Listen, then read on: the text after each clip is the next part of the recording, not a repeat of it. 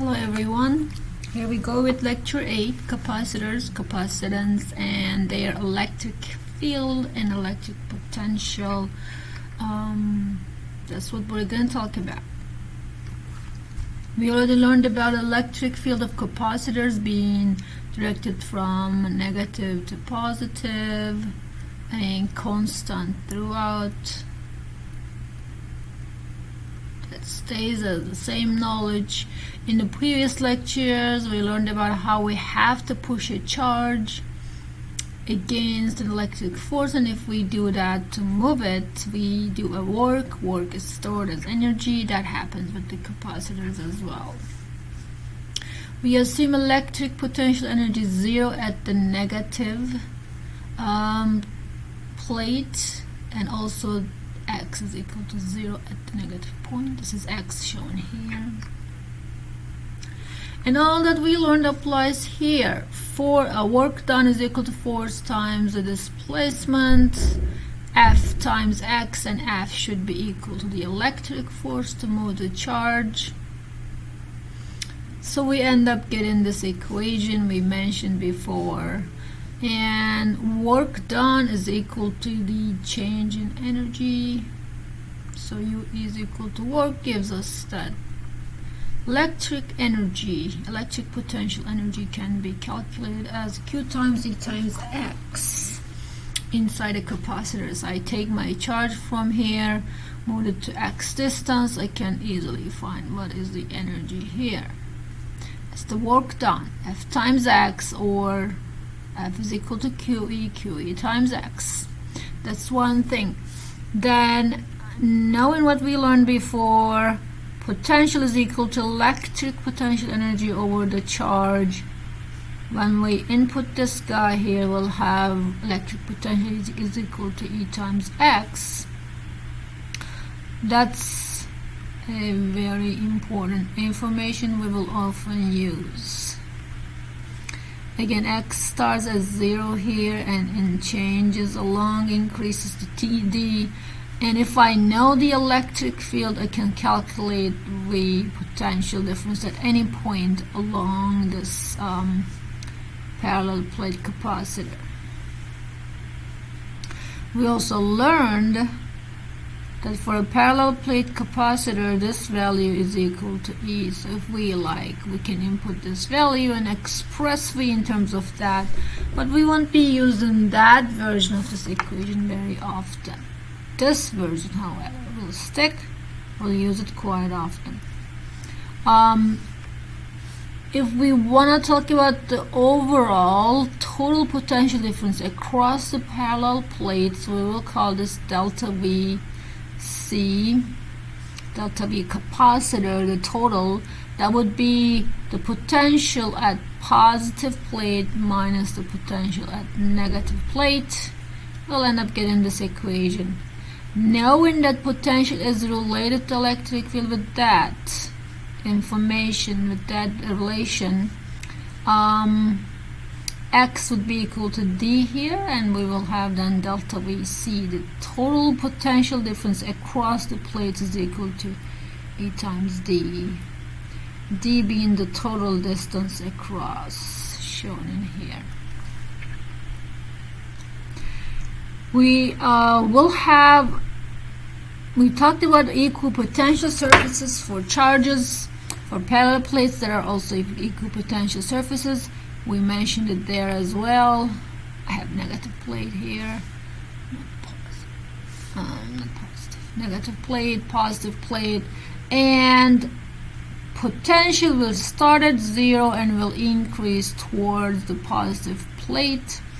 And we can imagine equal potential surfaces to understand this.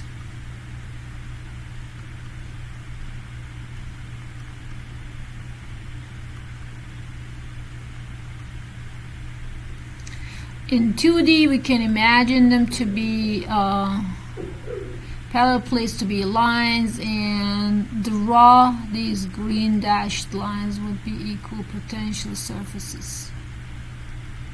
To understand this in a better way, electric field will always be perpendicular to these equal potential surfaces. If you remember previous lecture, lecture 7, we talked about how electric field is always perpendicular to equal potential surfaces or equal potential lines in 2D cases. This page simply summarizes the same thing. We have electric field from positive to negative plate, directed from positive to negative plate, constant throughout. So E is constant. While the potential increases in this direction. And these are showing how we can represent them in 2D and 3D. I'll come back to this question over here in another video or in class, but we have here a proton thrown with an initial velocity from the negative plate of a parallel plate capacitor. Potential difference across overall delta VC would be 500 volts, because we have 500 at positive plate and 0 as always at negative plate. The question tells us if we throw a proton with a speed of 2 times 25 meters per second, what is the farthest distance from the negative plate that the proton reaches? It will go, as it goes, it will slow down and stop, because there is an overall force applied to this proton in the opposite direction. Electric force, QE. I can go by logic here. There is an initial kinetic energy. That will be the simplest way to go here. And the final will be 0 because it will stop. And my force is doing an against work. Does it work? And that work is equal to F times the distance it travels. Let's call it delta X here. We have X initial, X final. We can find that. And that's what we are looking for actually. My force doesn't work. And guess what happens? That work is stored as, still stored as electric potential energy, U electric. And it eats up all the kinetic energy, right?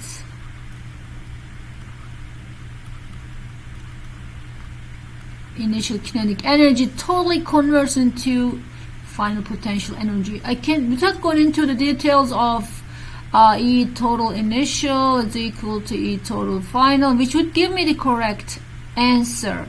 I can go by logic and say this: well, the kinetic energy is done, finished, and it's all converted to potential energy because the object stopped. That means the work done by this force here is equal to the initial kinetic energy. So with that logic, I can quickly go ahead and say K initial is equal to F delta X, and delta X then is equal to K initial over F. Again, I could go slowly writing down delta K is equal to minus Q delta V. That also would give me the same answer. Go ahead and try both. I'll show this total solution later on. Several equations which can relate to each other, but again I want to emphasize the fact that we will be mostly using this equation here. So if I know the electric field starting at x is equal to 0 at the negative plate, as I go along, come to a point of x, I can find the potential there using this equation. And another equation we will often use is this one over here. Although we list these are from the book, we can write them in different versions. Don't get really scared when you see them in different versions. but we will be using these two. If I know E, I can find the total potential difference across the plates, total across the plates using this equation, and the distance between the plates. Now what the others are describing is knowing that this is the electric field definition we learned before. I can just input it in here and get this equation. That's one version that we won't be often using. Knowing that this relation holds between delta V, C, and E, I can redefine potential at any point as this equation. One more thing I want to tell you here is you can also go by logic. If you know the total potential difference, let me pick one here. Let's say delta VC across is 300 volts, the total potential difference. Knowing that the electric field is constant throughout, the potential will be increasing steadily, meaning if I divide this parallel plate capacitors inside to 3 equal intervals like this, I can easily see that if I start at 0 potential difference, it will be 100 here, 200, 300. They actually did this one for 1.5 volts. So start at 0, 0.5, 1, 1.5. Let me actually delete this. So keep that in mind as well. We can logically find what is the potential at a point, keeping in mind that potential steadily increases. Since the electric field is constant, potential is 0 at negative plate, and it increases with the distance as E times X. Alright, going back now, I want to talk about this equation here, which defines what we call the capacitance of a parallel plate capacitor. See, here is the capacitance. It's mainly explained if I connect my capacitors to a power source that has total delta V, how much charge it can accumulate in a very simple explanation.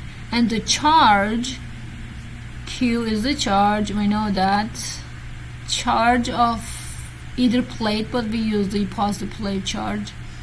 See, here's capacitance. And delta VC would be the total potential difference across the plate. The unit for capacitance is farad. If I look at this equation, I can solve for C easily, dividing each side by delta VC. I'll have C is equal to Q over delta VC, so coulomb per volt, and that is called farad. We overall talked about how we charge a capacitor. We just tie it to a power source, and what happens is charges moves, and this plate, the plate on the positive side will be charged positively generally, and the plate on the negative side will be charged negatively. Traditionally, we look into positive charges direction, so we assume positive charges starts from here, moves, gets across, and goes to the other side and accumulate here, while the negative charges moves in the opposite direction. You can also explain it in the other way around. It works in either way. If I'm charging a parallel plate capacitors with a power source that has delta V, delta VC, the total potential difference across the parallel plate capacitors, will be equal to what we have across the power source. After a while, I disconnect my capacitor, put it aside. It will have a certain charge in its plates, and its potential difference will be staying as delta VC. If my capacitor is still connected,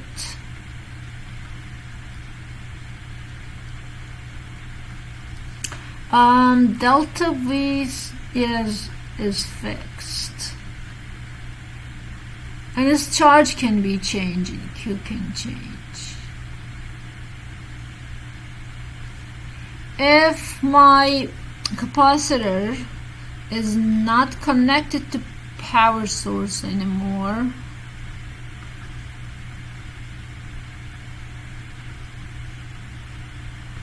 then Q is fixed, and delta V can change depending on situations. Well, unless I tie this capacitors to another object, make another system to use its charges, that's another story. We'll get to there. But following questions involve these ideas here. What is the capacitance of these two electrodes? We know Q, we know V. Let's call this delta VC. Q is equal to C delta V. That's our idea here, and capacitance will be always charge divided by potential difference. Charge 4 times 10 to minus 9 coulomb. We take the positive charge divided by 2 volts. And here is the answer. 2 times 10 to minus 9. Unit is farad. That will be 2 nanofarad. 10 to minus 9 is always nano. This is a simple one. Solution is here already. C and delta VC are given, and Q is asked. Very simple plug and check question.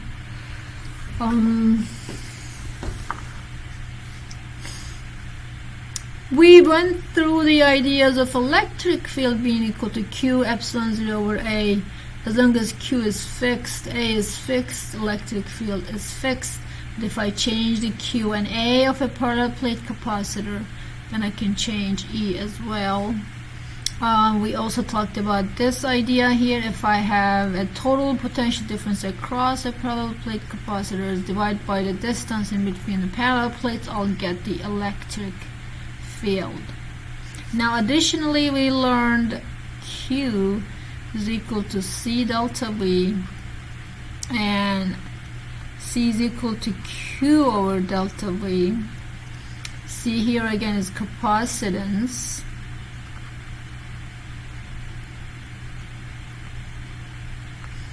I can solve for delta V here, input it there, right? Delta VC from this equation is E times D. Input it there. C will be Q over E times D.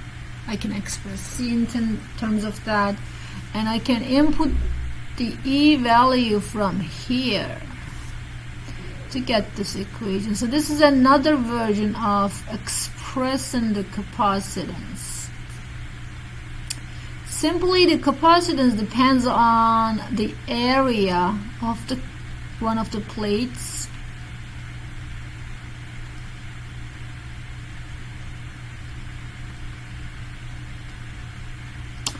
Divided by the distance in between the plates.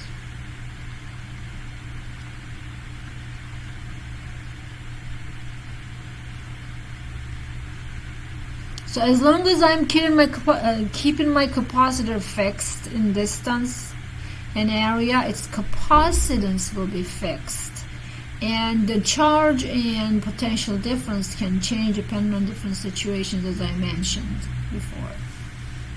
This figure here is nicely showing how engineers set capacitors inside chips to store energy.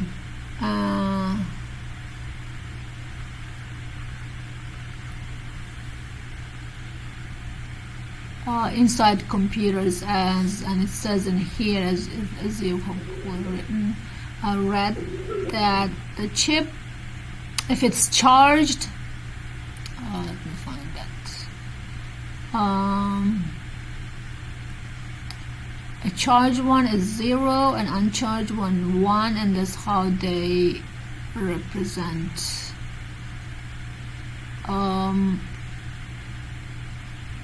The charged capacitor represents 1 and uncharged represents 0. That's how computers uses capacitors to store information. But there is a lot of information, billions of capacitors are set in there to do this work for us. These are simple, nice conceptual questions. Again, keep in mind, if I have a capacitor charged in this fashion, not connected to a power source,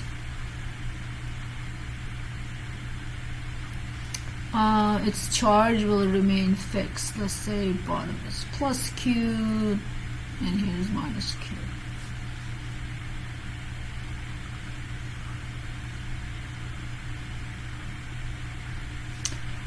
So we have charged capacitor, then plates are then pulled apart so that the distance between them is larger. If I increase this distance now, charge will not be affected by that. So what happens? The charge increases, the electric field decreases. The charge decreases, electric field is equal to Q over epsilon 0A. Fixed area, fixed charge, fixed electric field. So nobody changes here. The answer is both charge and electric field remains constant. And here is our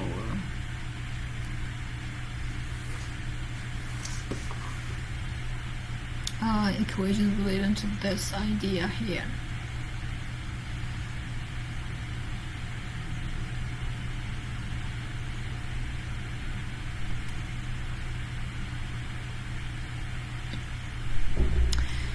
This one says a capacitor is attached to a battery, so it's connected to a power source now.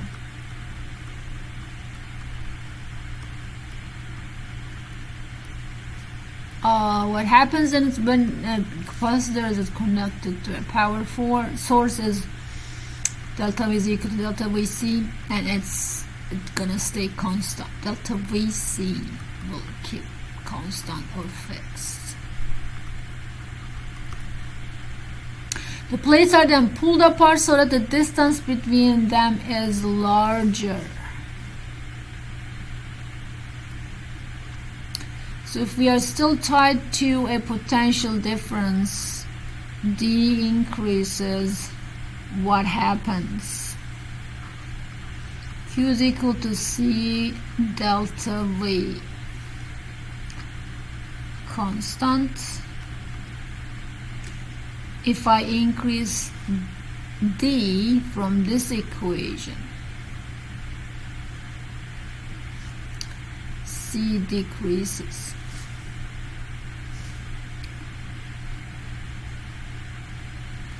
So if C decreases, to keep this equation going the same, Q decreases because it's C delta V. Delta V is constant, C changed, decreased, Q decreased. So Q will change in this case because it's tied to a power source. The change in the configuration of the parallel plate capacitor will change C, and as the C changes, delta V is fixed, Q will change, decrease in this case. And if Q decreases from this equation, directly proportional, E decreases. These are two information to remember. Keep in mind, again, capacitor tied to a power source, delta V stays constant. Other things may change if I change the capacitor's area or distance, change its configuration. And if it's not tied to a power source or any other sources, then its Q stays as fixed. I'll go back to this question as well. I say think about it from the reading, and we'll solve this either in class or another video to save some time here. Similar ideas here, how much charge will be stored if we change the potential difference in here. Maybe I'll quickly say about the equations. We have Q is equal to C delta V. I'll drop delta VC when I say delta V is the total across the parallel plates. We have square parallel plates here. We can calculate the area given there. And I can calculate the capacitance using epsilon 0 A over D, which is the first question here.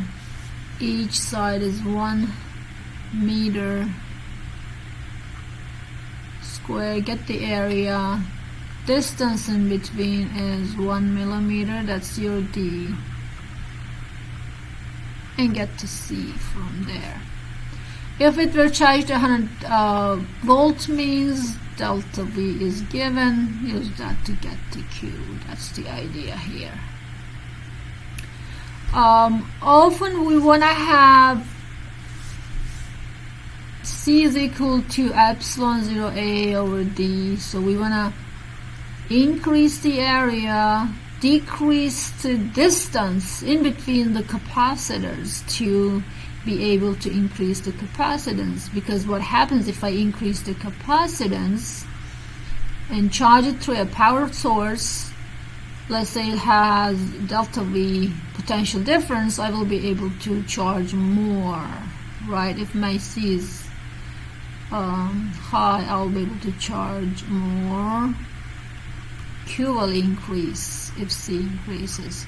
So what we do is, one example we have here is that we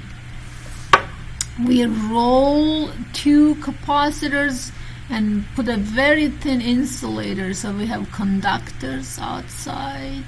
Capacitors has conductor plates, remember? And then inside we have a very thin insulator.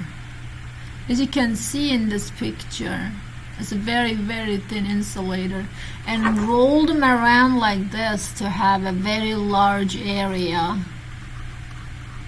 Increase the areas significantly and very small distance to increase capacitance. So we can charge them more and use them for longer. We assume so far that there is nothing in between capacitors.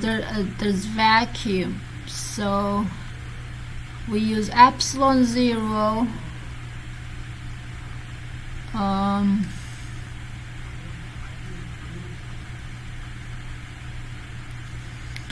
in our equations to account for that, for the vacuum in between the parallel plates. But in generally what we have in real life is some kind of insulator, as I've shown in this figure here. And we also call insulator dielectrics. So then we have an insulator in between the parallel plate capacitor instead of vacuum. What happens is that these are positive charges here and the green ones are negative charges. Electric field will push on positive and negative charges. Positive charges in the same direction, negative charges in the opposite direction. So the atoms inside the dielectric will be polarized.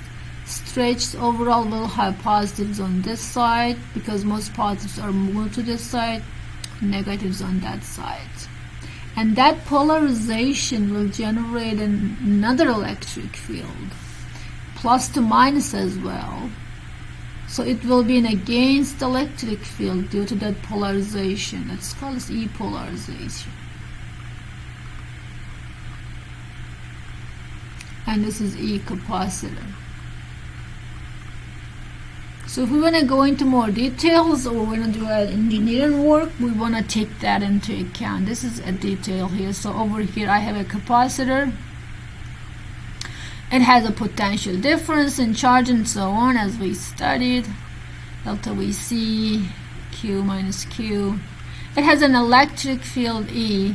If there is a dielectric in between, which is an insulator simply, material, we put an insulator because we don't want the charges to go from here to there. Otherwise, our capacitor is not going to work, broken. We want to separate charges, so we put an insulator here.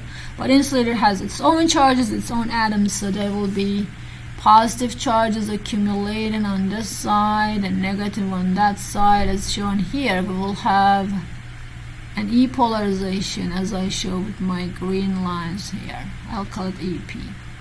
And overall E total will be, and I'll call this maybe EC. So we'll have to overall taking that into account. E total would be the difference in between E capacitive minus E polarization. It turns out E polarization is significantly smaller, so overall we will still have an electric field from positive to negative plate, but it will be slightly smaller than the case when where we assume there's vacuum in between. We can still find the capacitance using the same idea when we have dielectric in capacitors, but it will change if with vacuum we have C0 as capacitance.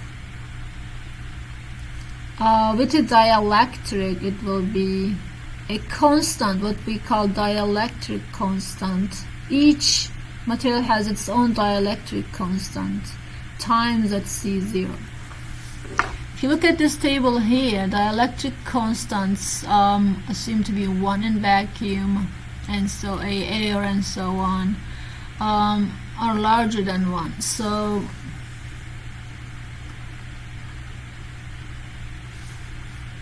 we will have a larger capacitance with a dielectric.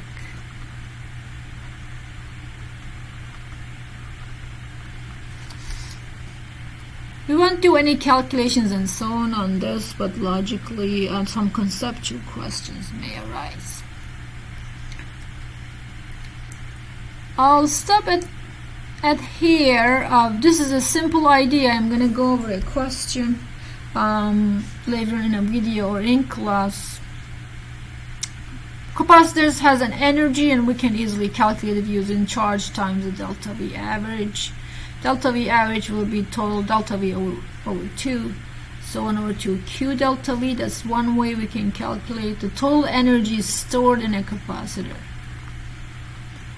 Q delta VC, or we can just call that delta V, total potential difference. And writing down this relation, we could also have other forms of this. We'll use any form of this too. I'll put this as Q squared over 2C. If I replace delta V by Q from this equation, I'll get this form of it. Also usable. So if I know Q and C, I'll use this. If I know Q and V, I'll use that. And another version could be replacing Q, then we'll have 1 over 2 C delta V C squared.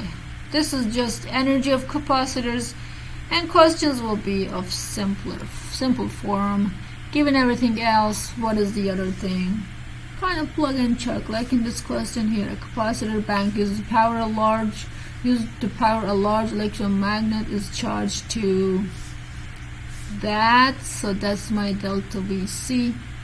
I know my delta VC, and stores this much of energy, so I know UC. What is the total capacitance of the capacitor? Right. Going back to my equation, I know delta V and U, and I'm asked to find C. I would use this equation. So UC is equal to 1 over 2 C delta VC squared. Insert, solve. That's it. See you on the next lecture.